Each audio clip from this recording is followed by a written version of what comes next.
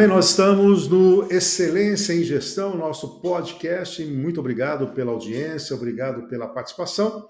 E hoje eu recebo o empresário, o engenheiro de formação, Zeca Simonelli, ele que é diretor da Enerbrax. Zeca, obrigado por nos atender e um prazer recebê-lo aqui no podcast Excelência em Gestão.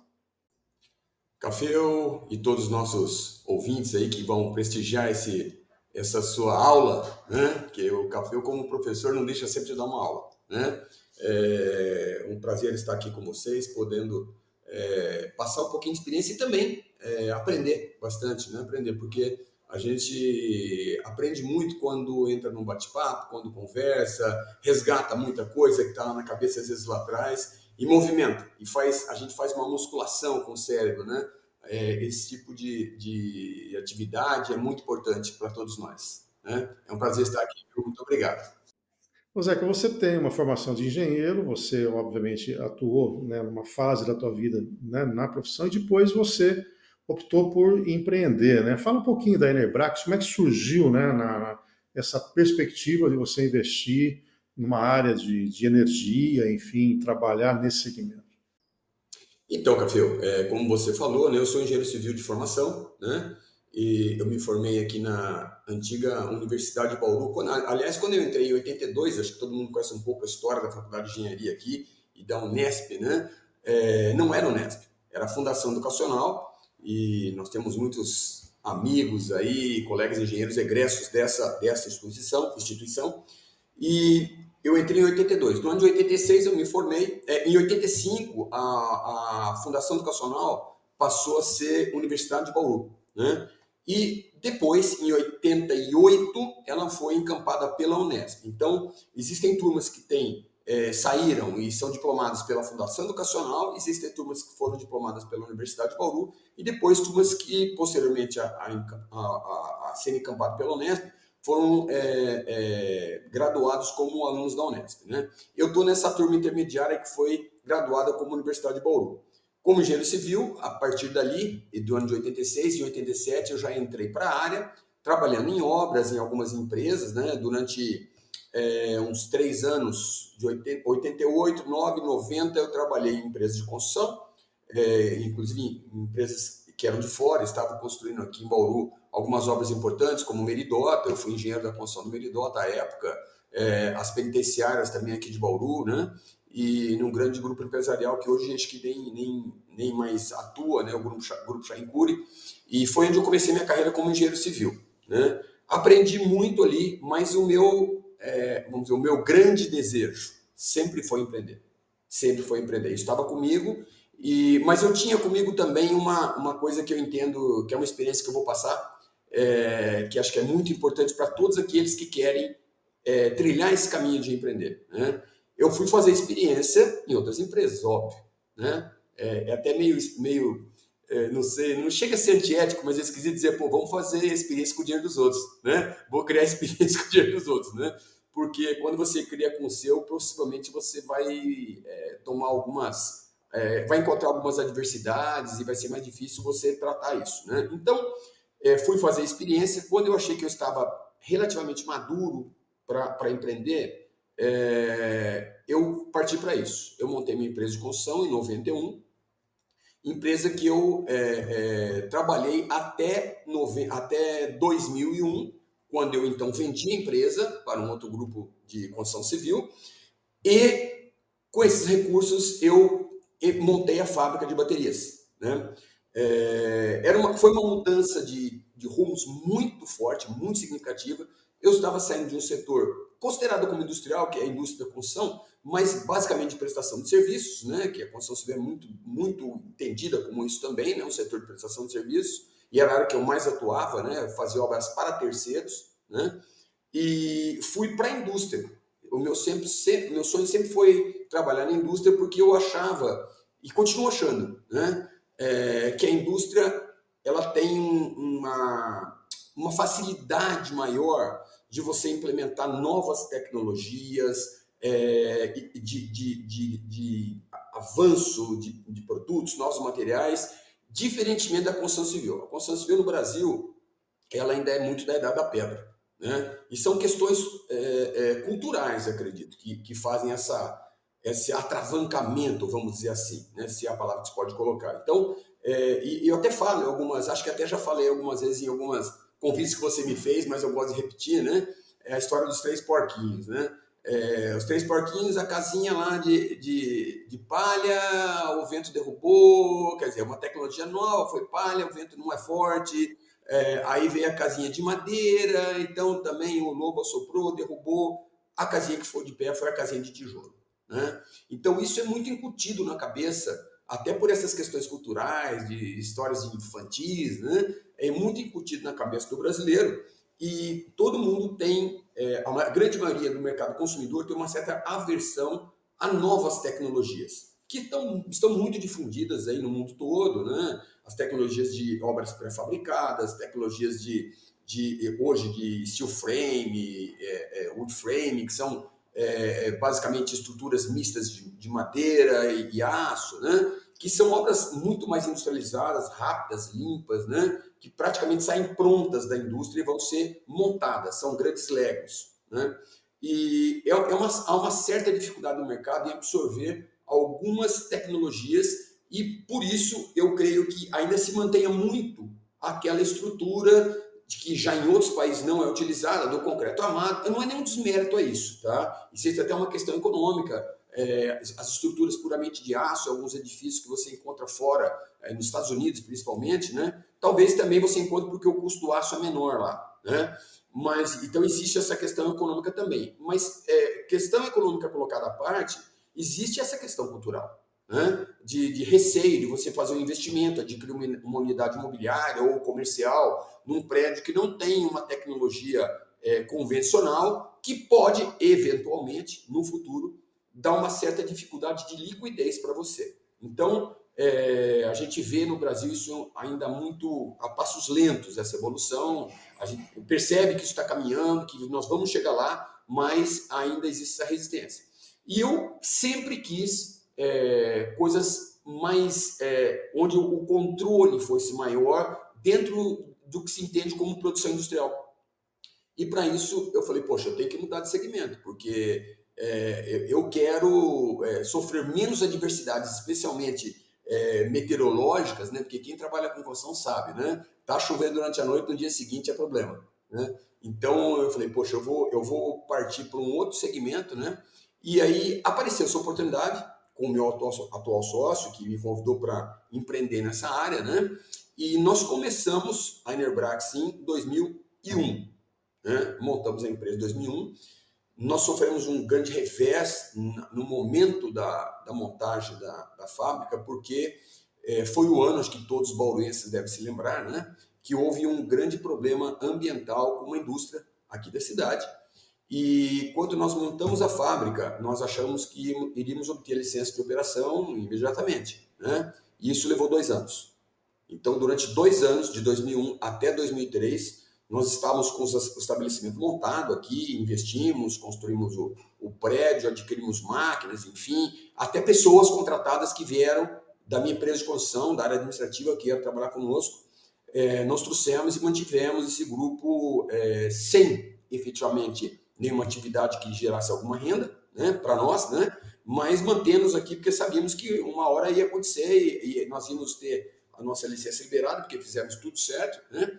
E de fato aconteceu. Em 2003 veio o licenciamento ambiental e nós começamos a trabalhar com baterias estacionárias, que são baterias utilizadas em no-breaks, em centrais de alarme, né?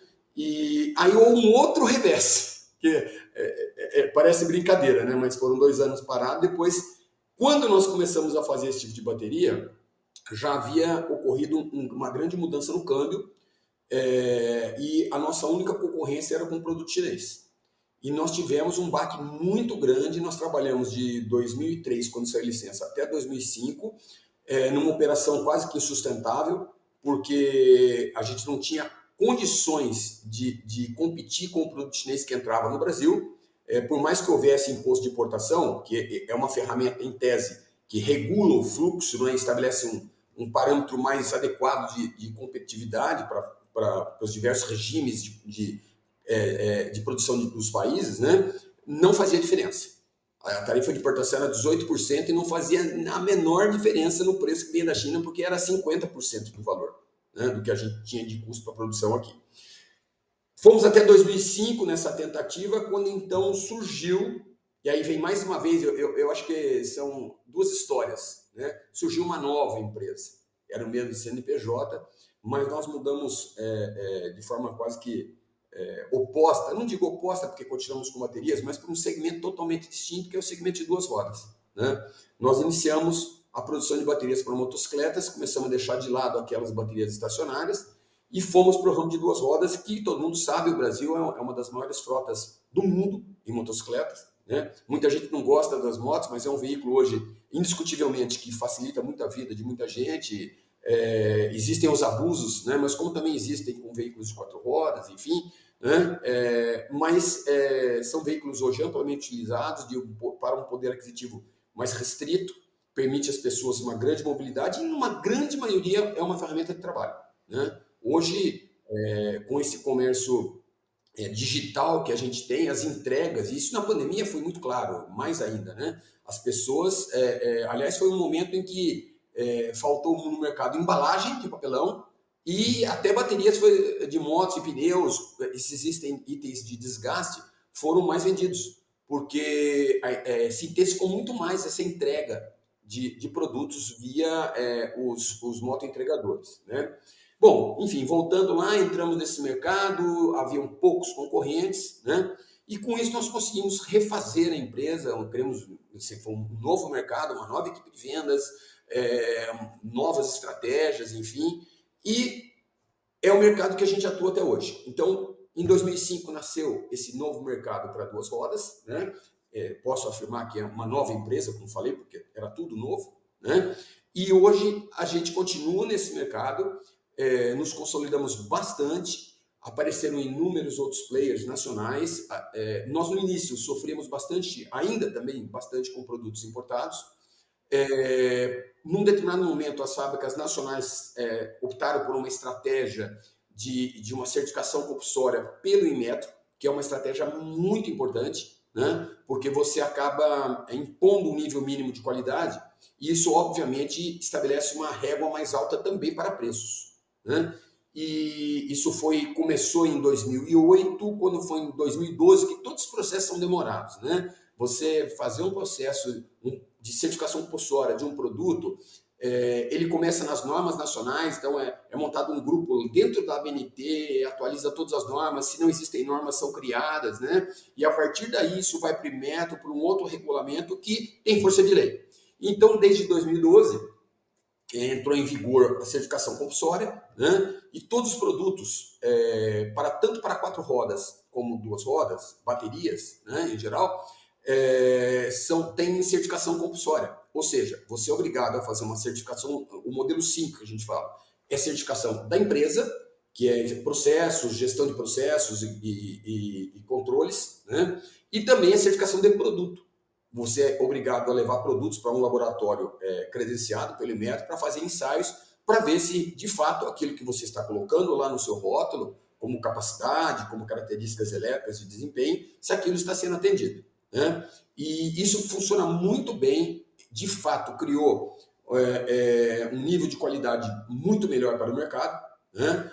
Aquela concorrência predatória com produtos que sequer tinham 50%, 60% de desempenho que diziam no rótulo, né? Eles não estão mais no mercado. Então, eu creio que hoje existe a competição ainda é muito grande, né? Mas existe uma regulação em termos de qualidade que estabelece um patamar um pouco mais alto. Então, a briga é acima daquele patamar mínimo, né? Não são aqueles patamares tão baixos que são estabelecidos por produtos chineses que, obviamente, são vendidos abaixo do custo porque tem um incentivo do governo às exportações que a gente não encontra aqui no Brasil, infelizmente, né? Só para ter uma ideia, o governo chinês ele incentiva com até, a depender do produto, em função do grau de tecnologia aplicado, né? de qual nível de produto, não sendo um produto básico, né? Até 17% de tax refund, quer dizer, de retorno, de incentivo à exportação. Se você exportar com 17% de prejuízo, o governo te dá os 17% e você fica 0 a 0. Aqui no Brasil, mas não existe mais. Nesse aspecto, chega a caracterizar dumping ou não? Então, o dumping pode ser caracterizado, mas é uma ferramenta bastante difícil de utilizar, porque o dumping você tem que provar que no seu país, você está dizendo que está sofrendo dumping, né? O produto está chegando num preço inferior ao preço do país de origem, né? Quando é um país que faz parte da Organização Mundial do Comércio, né? Aí você tem contas abertas, você pode buscar as informações. Com produtos chineses é um pouco diferente, as informações não são disponibilizadas. Você pode usar preços de terceiros países, tá?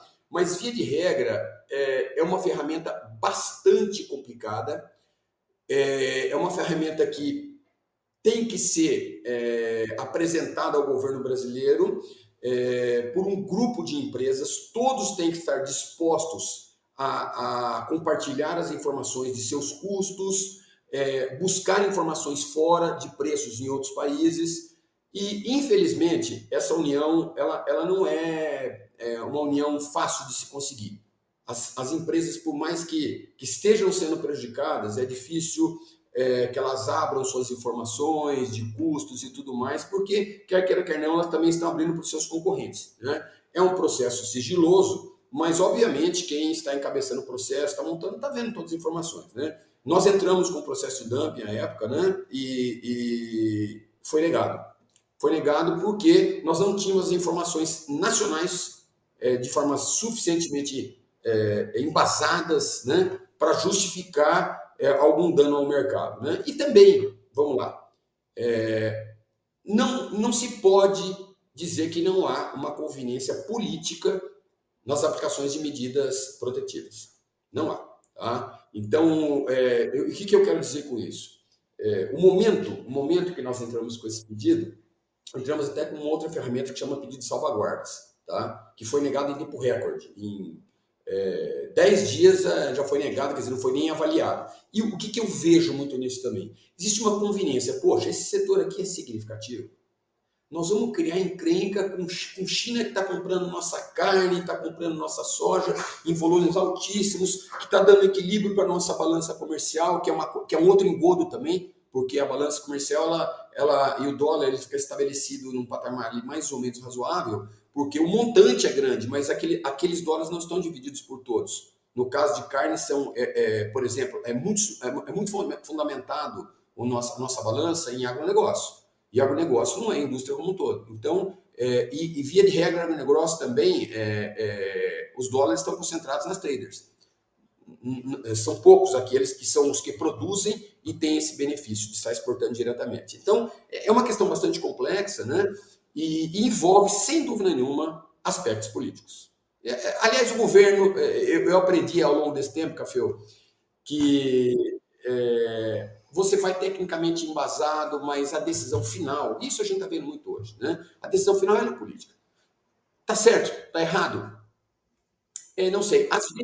Às vezes pode ser que esteja certo. Na nossa forma de ver, como nós estamos enxergando o nosso problema, né? Quando estamos vendo que o problema é nosso, às vezes alguém que está bem de fora fala, mas isso eu vou sacrificar isso porque o todo está melhor.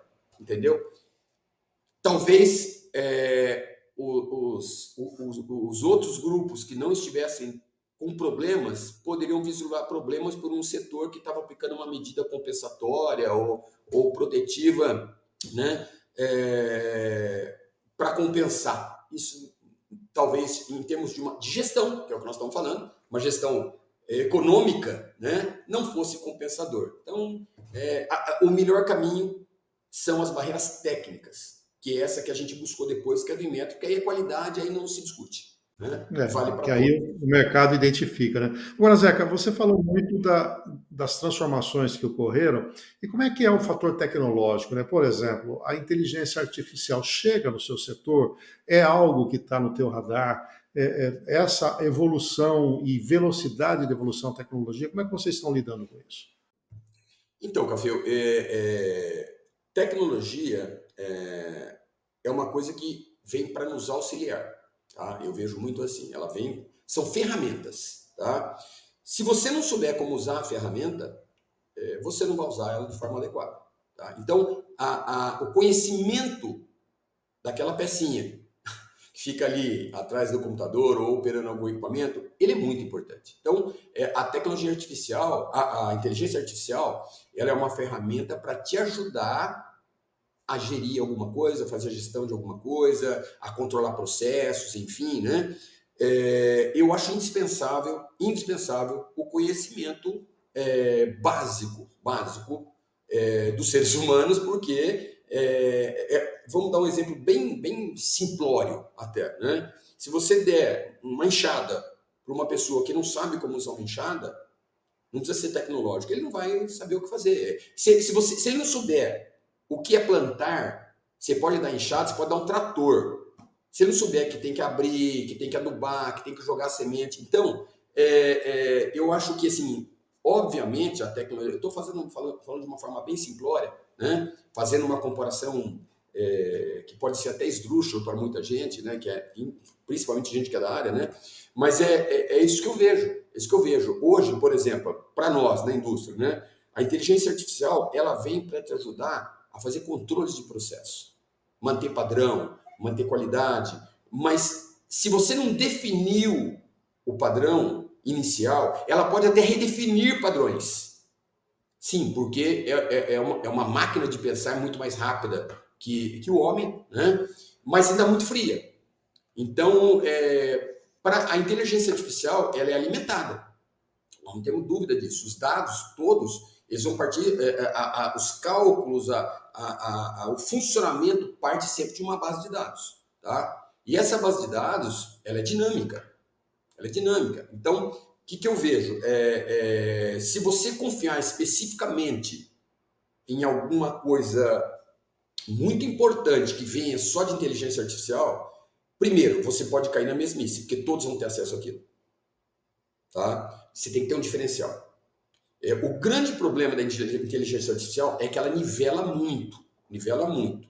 E quando ela nivela, a concorrência é absurda. Eu também digo uma outra coisa em relação a isso, assim, às vezes fala, pô, faça um produto complicado pra caramba, difícil, em etapas e processos, controle de tudo com muitos parâmetros variáveis. É bom. Você fazer um produto muito simples, que é de domínio de muita gente, a briga vai ser só de preço.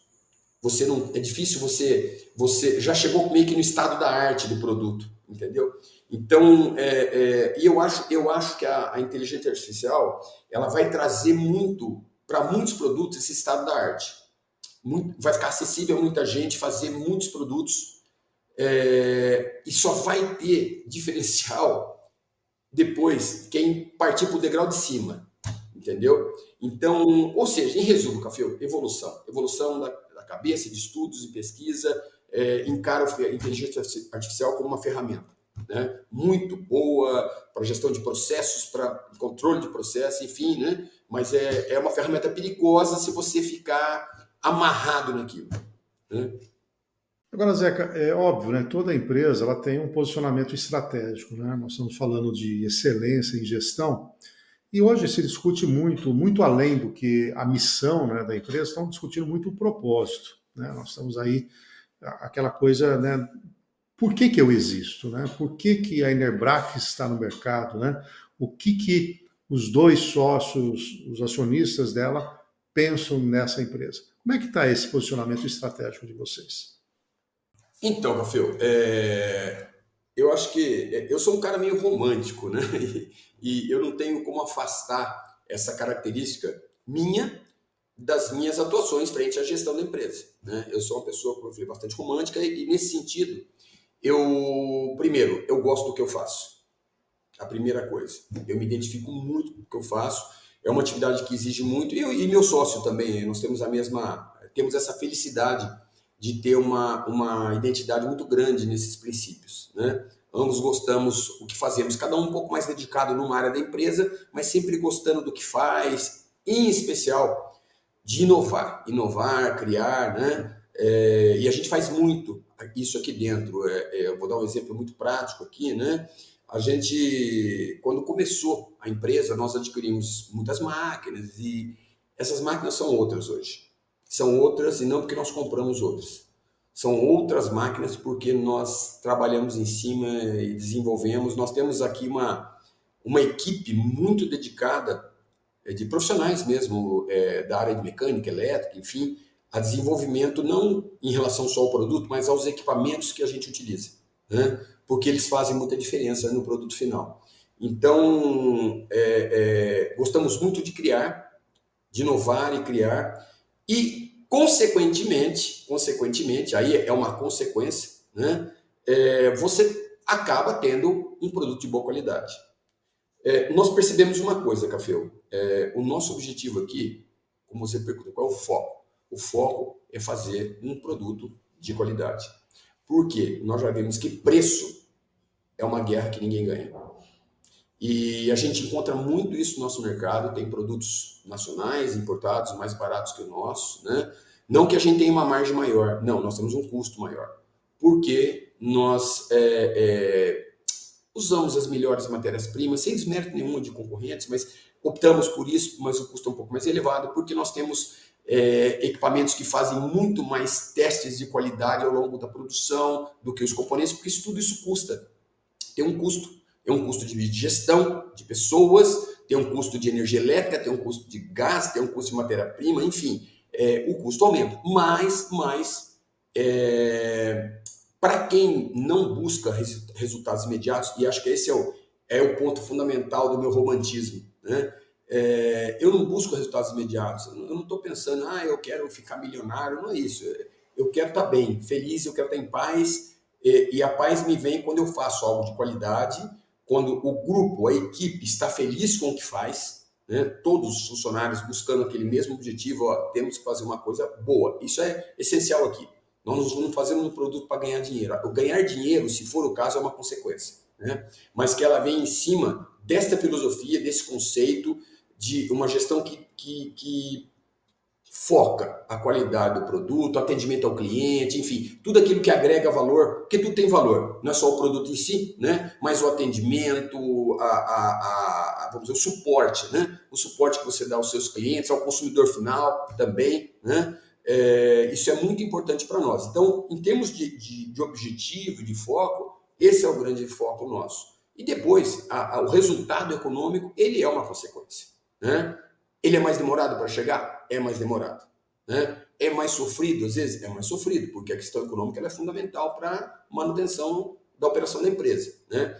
Mas é preciso ter essa consciência de que isso não é imediato e que virá, mas virá de forma muito mais consolidada. E por que eu digo isso hoje? Nós chegamos, especialmente nos últimos 3 anos, começou dos últimos 5 anos para cá, né? Nós começamos a focar num mercado que é um mercado que é muito mais seletivo, que é um mercado de montadoras, que são empresas que não estão comprando só preço, mas elas estão comprando valor. Elas querem um produto que elas vão agregar num produto, por exemplo, a bateria numa motocicleta, elas vão colocar a marca delas em cima, elas não querem problema. Então nós começamos a focar nisso e nós conseguimos chegar nisso em 2022, depois de 3 anos, um processo de homologação de 3 anos, nós fomos homologados pela Honda do Brasil, fornecemos, hoje fabricamos uma bateria para a Honda, com a marca deles, com a asinha da Honda, que é uma coisa muito difícil de se conseguir. Só existe uma empresa multinacional hoje no Brasil que também faz isso, que é o Grupo Clarios. Nenhum outro fabricante nacional faz. Nós temos também homologações em andamento com outras montadoras, depois dessa vieram outras, são processos demorados. Cafeu, em termos de gestão, né, a Honda ela tem um sistema próprio, e isso é importante, porque também é o foco aqui da nossa conversa, né? O sistema, não basta você ter uma ISO 9001, uma ISO 14000 como nós temos, tá? A Honda tem um sistema próprio de gestão e eles fazem, quando você começa esse processo, eles fazem um diagnóstico da sua empresa. Aliás, você faz eles te mandam um questionário, você faz uma autoavaliação. Essa autoavaliação tem depois uma auditoria em cima dela para ver se você começou falando a verdade para eles, né? E depois eles te passam uma missão, vamos dizer, olha, você tem 6 meses para trabalhar nesse ponto, tá? E aí nós vamos aí para auditorar e para ver. E nisso foram 3 anos, porque você começa fazendo, aí eles vêm auditório, tem outros pontos e vão, e os ensaios de laboratório, de produtos também, né? E hoje nós chegamos num momento em relação a isso, e em especial esse fornecedor, mas os outros produtos não funcionam de forma diferente, que a empresa está homologada. Quando a gente quer introduzir um novo produto, são só os ensaios de laboratório, porque em termos de gestão, de processo, de atendimento, enfim, tudo que para eles é importante, né? Já você está homologado. E você tem auditorias permanentes, né? Eles mandam a equipe aqui, são auditorias às vezes de uma semana, com 2 ou 3 auditores, fazendo a checagem documental de todos os seus controles de processo, qualificação de fornecedores, enfim, é um processo bastante extenso, trabalhoso, né? Mas é um processo que contribui muito para a empresa. Então, para quem não tem essa obrigatoriedade de ter um cliente que exige isso, aí eu venho, que entram vocês, né? Levar essa mentalidade para uma empresa que às vezes não acha que aquilo é necessário, a gestão de processos e controle de processos, enfim, né? Mas aquilo vai ser bom para eles no final. Sem dúvida nenhuma, quando nós somos obrigados a ter um sistema de gestão de processos muito mais rigoroso por conta de imposição de uma montadora, todos os nossos processos foram controlados, nós melhoramos muito. Então, a partir daí, nossos índices de problemas com produtos caíram absurdamente. Foi uma mudança radical na nossa vida. Então, eu acho que a gestão, de fato, você saber fazer gestão, e muitas vezes você acha que sabe, mas não sabe, né? Às vezes você acha que tem algumas coisas que são bobas mas não são, né? Então, essa conscientização de que essas ferramentas de gestão são importantes para melhorar a qualidade do seu produto e muitas das vezes para te tornar mais competitivo, porque competitivo é uma coisa relativa, né? É o valor daquilo que você entrega, né? Em função daquilo que você entrega, né? É uma coisa relativa. Então, às vezes, você não vai ter uma redução nos seus preços finais, mas você vai entregar muito mais qualidade e você vai ganhar aquela fatia de mercado que é aquilo que você precisa, que vai te reconhecer, né?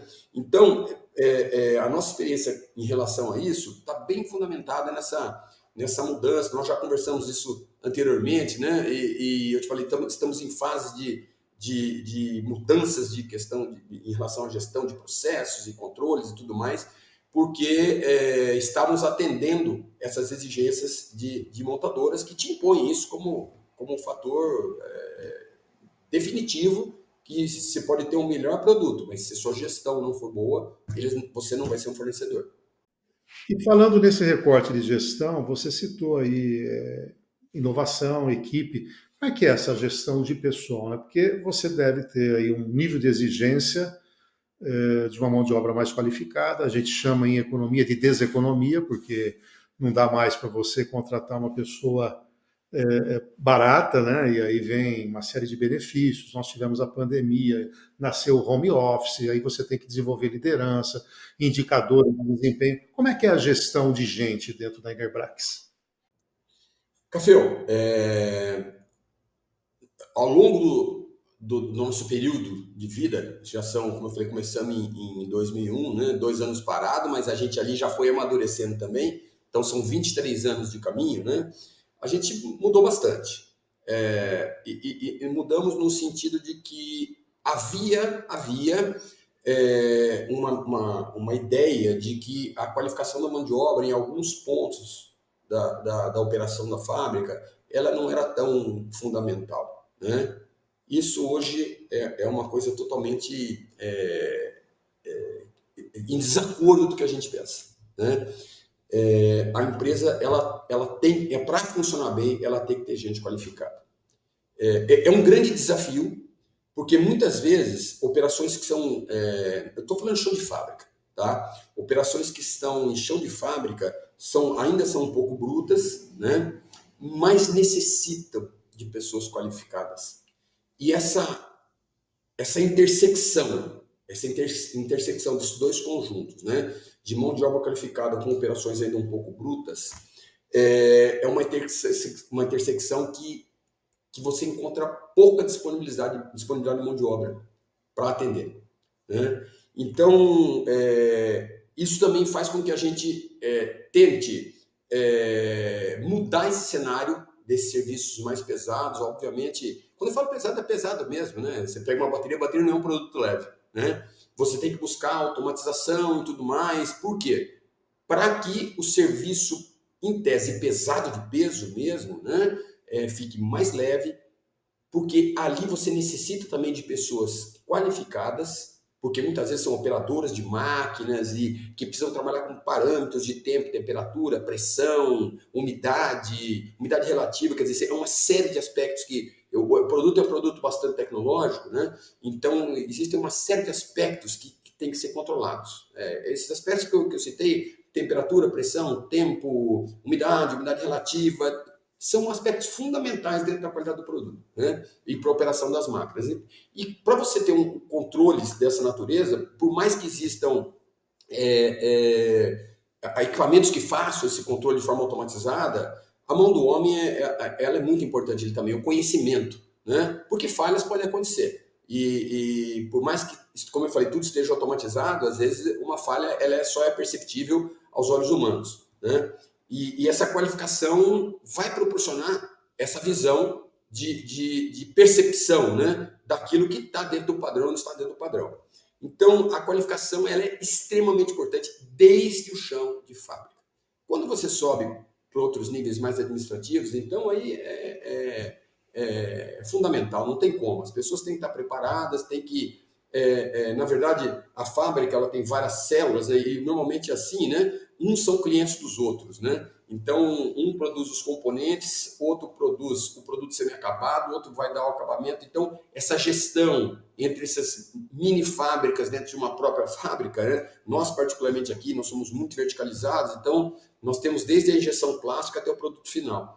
A gente produz nossos próprios conjuntos plásticos, as caixas e elementos plásticos. Eu faço os componentes a partir do chumbo puro, em ligote, até o produto final. Então, são inúmeros processos industriais diferentes, né? Onde você tem vários fornecedores para a linha de montagem, que é um cliente, depois a linha de acabamento final, que é outro cliente. Então, essa interação e esse atender bem e pensar no cliente, ela tem que estar dentro da empresa também. Porque nós somos clientes um dos outros dentro da empresa. A roda, para girar direitinho, você tem que pensar não só no seu umbigo, né? É uma coisa muito do brasileiro, pensar olhando para baixo aqui só no umbigo, não. Pensar em quem está ali na frente para receber o seu produto, porque o ciclo não vai se fechar ali, né? Então é muito importante isso, pensar na qualificação, porque quanto menos qualificadas também, as pessoas vão ter mais dificuldade em compreender isso, tá? E é um desafio para o Brasil, é um desafio para o Brasil, né? Eu acho que a qualificação da mão de obra, nós perdemos muito ao longo dos anos, estamos com bastante dificuldade para encontrar mão de obra qualificada. Fazendo uma parte em relação a isso, para nós da indústria, é o meu segmento, é sobre o qual eu posso falar com uma certa propriedade, né? Uma formação de Senai é indiscutível, indiscutível. Se eu pudesse, todos os funcionários aqui com formação do Senai, seja em qualquer área, viu? Porque o Senai dá uma formação específica, mas a abrangência é muito grande. Então, a flexibilidade de pessoas que têm um curso de formação de segundo grau de Senai é muito grande, porque eles aprendem a aprender. A metodologia utilizada faz com que eles tenham uma maior percepção para as coisas, entendeu? Dos processos, dessa interação entre processos, enfim, amadurece muito os jovens que ali vão estudar, né? E eles saem bastante preparados. Então, mas é um desafio, porque existe uma parcela muito grande de pessoas que não têm essa qualificação, por mais que as instituições como o Senai e outros, em suas áreas como Senac, enfim, né, na área do comércio, façam a preparação da mão de obra, o universo é muito grande. Você não consegue preparar tudo aquilo que que a indústria necessita, né, e suprir a indústria na sua demanda. As entidades, quando eu falo isso, entidades nacionais, SESI nacional, SENAI nacional, SENAC, enfim, todos de forma nacional, não só local, né, tem trabalhado muito nesse sentido. Mas a demanda é muito grande, a estrutura não atende a essa demanda, a população é muito grande, né? E também existe um pouco, viu, Café? Infelizmente, a gente tem notado isso também, um pouco de desinteresse de uma faixa de jovens, né? O celular trouxe muito isso, né? As redes sociais também trouxeram muito isso, né? Os jovens, eles estão encontrando, estão vislumbrando horizontes que, para mim, são horizontes, vamos dizer, falsos, né? Por quê? Eu quero ganhar dinheiro, eu vou ser influencer, eu vou ser alguma coisa de internet e aí vai cair naquela mesmice também, que tem milhões, né? E acaba não se qualificando tecnicamente para uma determinada profissão, enfim. O mundo não se sustenta em redes sociais. O mundo precisa de produtos agrícolas, industriais, serviços, enfim, né? Então, se todo mundo quiser virar influencer, quiser virar ter seguidor e ganhar porque tem seguidor, o mundo vai parar, né? Então, é uma questão bastante complicada. Até nas minhas aulas e conversando, né, muita gente, muitos alunos perguntam, né, o que diferencia, né, por que o Brasil tem um PIB muito inferior do que, por exemplo, os Estados Unidos, que ele tem um número de habitantes um pouquinho maior que o nosso. Aí eu sempre coloco que qualquer sistema econômico tem os estoques, né? Nós temos estoques de insumos, matéria-prima, sim, recursos naturais temos. Aí vem dois outros fatores, né? O capital no Brasil é um pouco mais caro, então isso exige uma taxa de retorno maior, e você tem finalmente o estoque de mão de obra. E aí que vem a diferença, né? Porque você tem menos qualificação, menos tempo de escolaridade, menos tempo de conhecimento, e aí quando você vai produzir o mesmo produto com essas mãos de obras, você acaba tendo um custo. E aí, claro que entra marginalmente, ou até não só marginalmente, mas preponderantemente a questão do custo Brasil, que linha a linha, né? Eu fiz até um estudo uma vez, eu cheguei comparando uma máquina vendida nos Estados Unidos e Alemanha com a brasileira, linha a linha, nós chegamos em 35 pontos percentuais a mais de custo aqui no Brasil, no mesmo produto final. Então, essas variáveis, mas não há dúvida que, infelizmente, nós temos um grande contingente de mão de obra que, por falta de qualificação, acaba dificultando a produtividade, né? Haja visto que dificilmente a gente vai conseguir ter uma taxa de desemprego muito baixa. Né? Você se lembra, recentemente, lá atrás, nós tivemos ali atrás um apagão de engenheiros no país, né? Tivemos que trazer a Argentina e tudo mais. Então, nós temos sempre um limite muito grande aí e isso acaba prejudicando. Mas, trazendo para um nível de futuro para a sua organização, você falou de dois sócios, é óbvio que nós vamos, com o passar do tempo, terendo outras perspectivas, inclusive pessoais, né? Claro que nós temos muita energia ainda para gastar. E a questão de sucessão, número dois da empresa, isso está presente numa discussão na Enerbraques ou ainda é cedo de falar nisso? Olha, Gabriel, é uma questão que está presente nas nossas cabeças, minha e do meu sócio, e nós ainda não temos isso muito claro de como seguir. Porque provavelmente uma profissionalização, provavelmente. Porque jovem relativo, né? Jovem relativo. Eu já comentei com você, acabei de fazer 60, No né? conceito, nós já somos idosos. Exatamente, exatamente. Para os outros eu já sou idoso. Para mim ainda não sou. Tanto que eu não fui buscar meu cartão de idoso Ah, ainda. a primeira coisa que eu fui fazer foi pegar. Você tem que assumir. Em casa o pessoal faz uma, né, gozação comigo lá. Não, eu falo, não vou pegar porque aí é assumir de vez, né? Não, não sou idoso. Não, mas vai ser tonto, pô, vai lá. E eu tenho um desgaste no quadril, então, que eu acho que talvez eu tenha que fazer uma prótese. Então, quando eu paro, realmente eu saio às vezes do carro mancando, ainda tá longe a vaga, né? Em algum lugar que eu vou, eu falo, pô, se tivesse o cartão de idoso já você podia parar mais perto, eu prefiro ir mancando. Não assumo. Mas brincadeiras à parte, obviamente ninguém é eterno, né?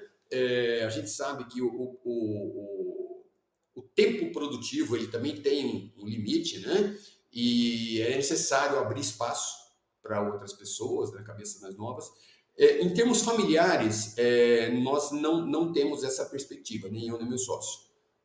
Nós dois, as nossas, cada um de nós tem duas filhas, né, que estão, uma das minhas filhas já partiu para um lá totalmente diferente, ela é promotora de justiça em Brasília, e a mais nova está fazendo engenharia de produção em São Bernardo, na FEI, mas ela já está focando um outro lado. Ela foi da empresa Júnior lá da FEI, foi presidente da empresa, ela já, de uma certa forma, empreendeu lá e para outros segmentos. Segmento de gestão também, ela foi da área de RH lá, da Júnior FEI e tal. Então, também está indo para outro, vamos dizer, outro lado do empreendedorismo. Né? As filhas do meu sócio, idem também, uma já está indo para a faculdade de medicina, outra ainda está também traçando outros caminhos aí de vestibular, mas não há aqui não há vamos dizer, uma definição de que, olha, nós teremos sucessores familiares.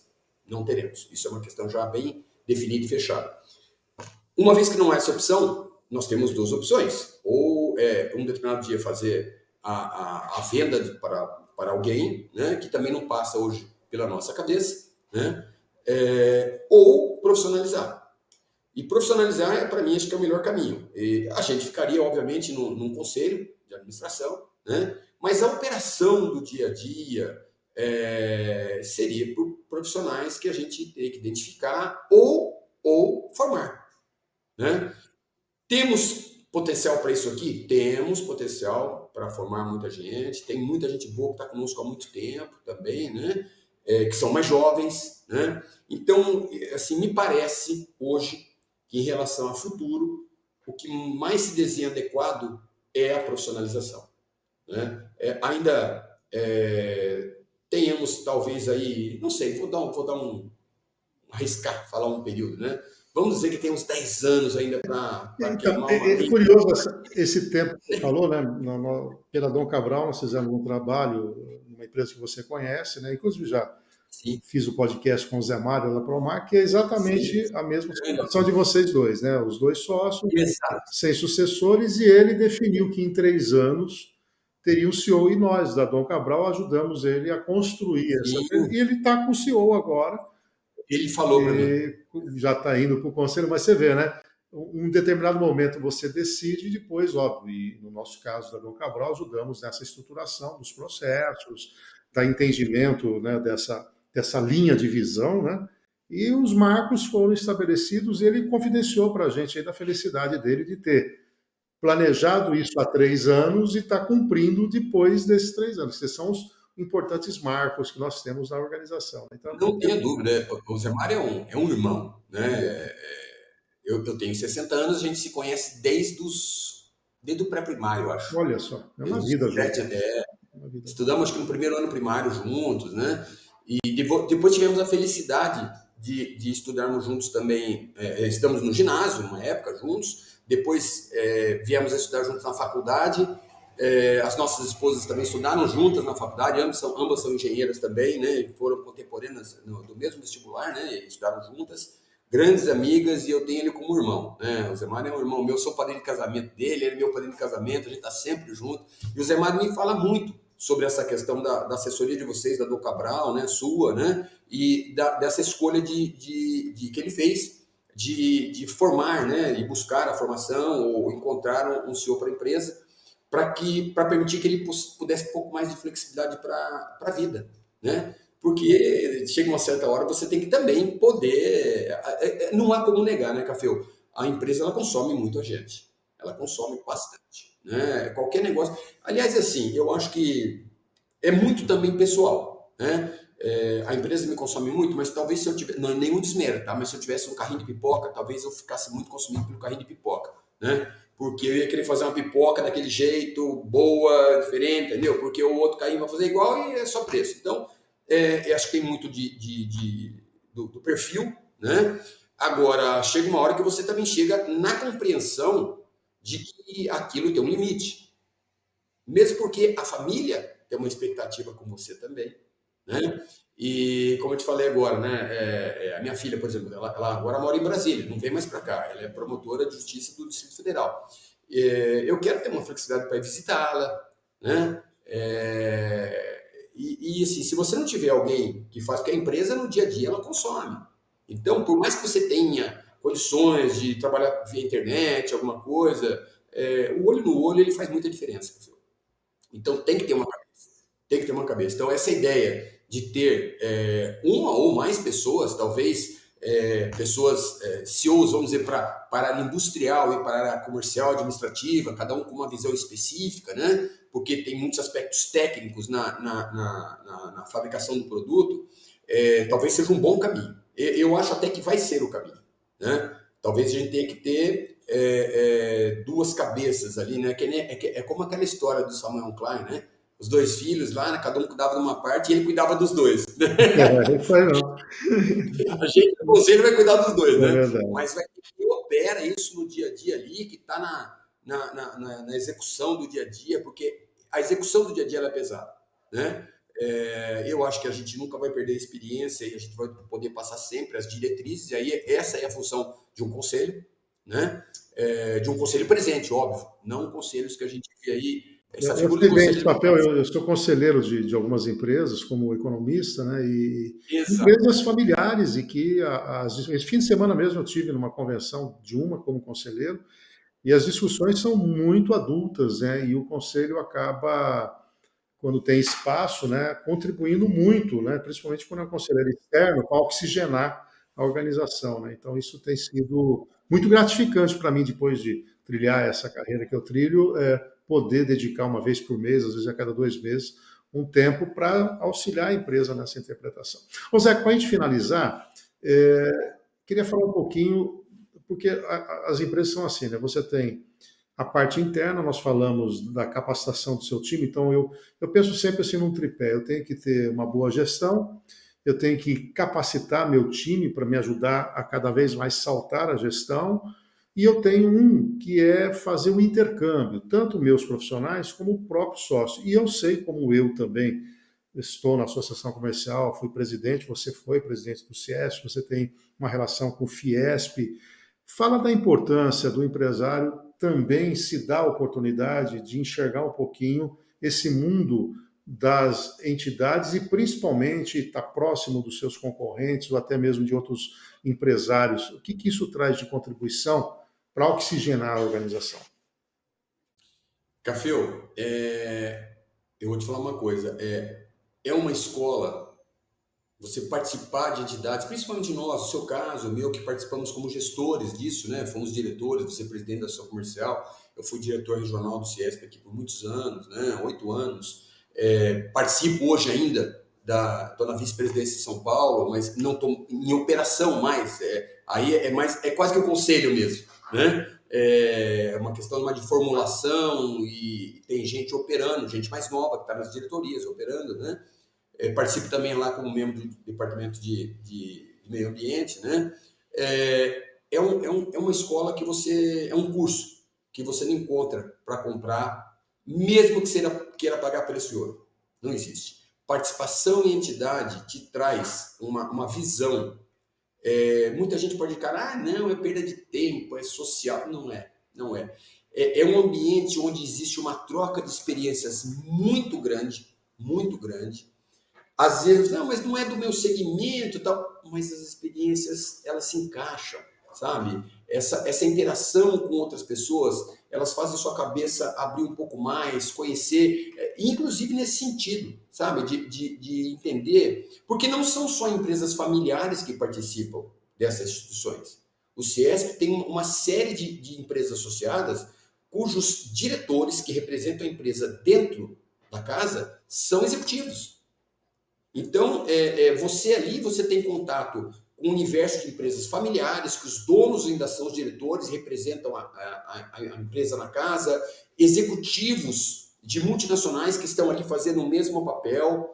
Então, você tem uma diversidade muito grande, né? Às vezes filhos de uma geração que não foram os fundadores da empresa. Então, você encontra ali um celeiro de informações, né?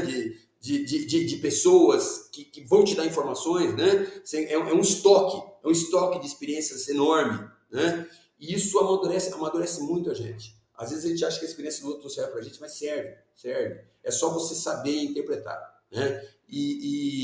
Como eu te falei, uma oportunidade, assim, sem dizer que ao participar efetivamente de uma instituição, você está sempre bem informado, Sim. né? Não E há discussão contribuindo sobre também, né, com a sociedade. Eu acho que isso sim, porque a informação ela é construída. Uhum. Ela é construída. Muitas vezes a gente vê muito acontecer isso dentro das nossas casas, lá, né, do CIESP, do FIES. Demandas de empresas emergem para casa e elas se tornam, às vezes, um aspecto que vai atingir várias outras de forma positiva, né? Então, existe essa contribuição, onde você vai levar o seu problema e a solução vai abranger o todo. Mesmo porque o foco é esse, né?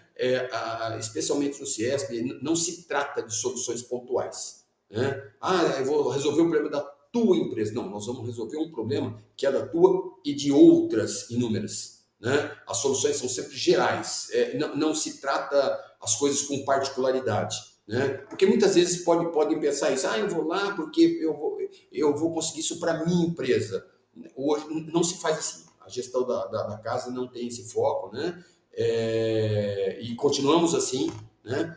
Com o atual presidente, enfim, é uma gestão que olha pelo todo, né? Obviamente, muitas demandas, como eu falei, são levadas das bases individualmente e elas se conformam depois em demandas gerais e soluções gerais, né? Então, é muito enriquecedor, é um universo onde você aprende e ensina, que também é muito enriquecedor, né? Você poder ensinar também, porque isso é uma lei de retorno, né, Cafeu? É uma lei de retorno, né? Quanto mais você se expõe a ensinar, né, e a auxiliar, mais você vai ter retorno também. Perfeito. Para a gente, a Enerbrax, quem quiser conhecer um pouquinho mais, o site, redes sociais, como é que vocês estão aí? Sim, nós temos um nome comercial da nossa bateria, que é Baterias Holt, Route, né? Daquele Holt 66, lembra faz uma alusão à motocicleta, né? Porque a Holt 66 é uma rota que se faz, inclusive temos amigos que já fizeram, o Cássio Carvalho já fez lá a Rota 66, né? É uma rota que o pessoal faz com hard days e tal, né? Nós temos o nosso site, www.bateriasholt.com.br, Instagram, Baterias Holt, LinkedIn também. Acho que cabe também falar agora, nós demos um passo importante para a empresa agora, no último ano, 23, 24, né? A gente já exportava aqui para países do nosso entorno, né? Temos clientes antigos na Argentina, no Uruguai, no Paraguai, Chile, mas esse ano de 23 nós demos um passo um pouco maior e estamos avançando um pouco mais nisso. Nós abrimos um cliente nos Estados Unidos e um cliente na Europa. Então, por uma questão que a gente vislumbrou de um mercado mais exigente, um mercado especialmente com um poder aquisitivo mais alto, né? Onde a diferença do nosso preço, basicamente a gente briga com o chinês nisso, lá fora, tá? Mas a diferença do nosso preço com o chinês, no preço final do produto que ele é vendido ao consumidor, é muito diferente do que esse mercado da América Latina e Central, tá? Infelizmente, esse mercado aqui do Mercosul, América Latina em geral, América do Sul e Central, basicamente, são mercados de um poder aquisitivo mais baixo, né? E o preço é uma questão muito preponderante. Então, uma diferença num produto de, vamos dizer, de $15, que o chinês vende a 12 e eu tenho que vender a 15, no final, aqui nesse mercado, faz muita diferença.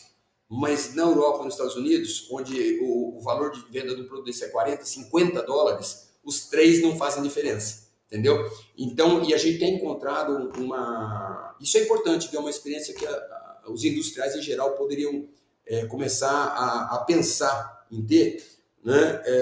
O mundo hoje basicamente é muito suprido pela China, né? Você sabe disso, Café. Os Estados Unidos tem uma dependência enorme de produtos industrializados, a Europa também, né? Mas muita gente está acordando, especialmente pelas movimentações políticas que aconteceram ultimamente, né? Em questão de guerra, Ucrânia, Rússia, recentemente agora Israel, Palestina e tal, e a China sempre numa posição muito difícil ali, né, de assumir algum lado efetivamente ou não, demonstrando, dando sinais de que apoia determinados lados, né, existe uma desconfiança com essa dependência dos chineses, né? Especialmente dos Estados Unidos, porque agora eles estão também, a China está querendo impor a sua moeda como uma moeda de troca internacional, né? E obviamente os americanos não querem perder essa posição, né? Então nós encontramos empresas lá interessadas em novas fontes de fornecedores fora da Ásia, fora da China e da influência da China, né? Por uma questão dessa desvinculação, né? Relativa à política e à economia, que é a questão dessa moeda, né?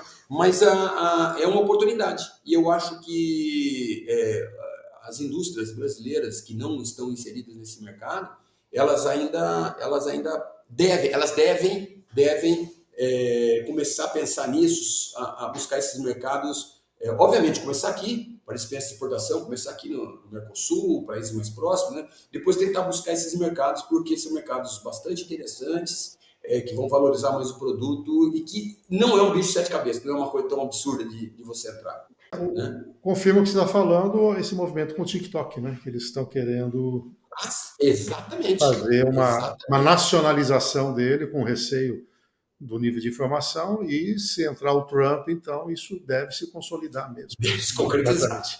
Exatamente. Bom, quero agradecer Zeca Simonelli, diretor da Enerbrax, obrigado, foi uma verdadeira aula, e foi muito prazeroso ouvi-lo dentro do propósito aqui do nosso podcast Excelência em Gestão. Zeca, obrigado pelo seu tempo, foi um prazer recebê-lo. Café, eu agradeço a você, a todos aqueles que vão nos ouvir aí ou já estão nos ouvindo, né? E é um prazer sempre poder estar aqui, trocar experiência. Eu aprendo muito com você e posso passar para as pessoas. Você eu não consigo ensinar, você já sabe. Mas quem nos escuta pode aprender alguma coisa com as experiências. Acho que esse é o seu objetivo, né? Fazer enriquecer o seu público aí com informações de quem está na prática, lidando com alguns aspectos aí importantes hoje nesse mundo de produção, de empreender, né? Muito obrigado pela oportunidade. Muito obrigado. Esse foi mais um Excelência em Gestão, hoje recebendo Zeca Simonelli, diretor da Enerbrax.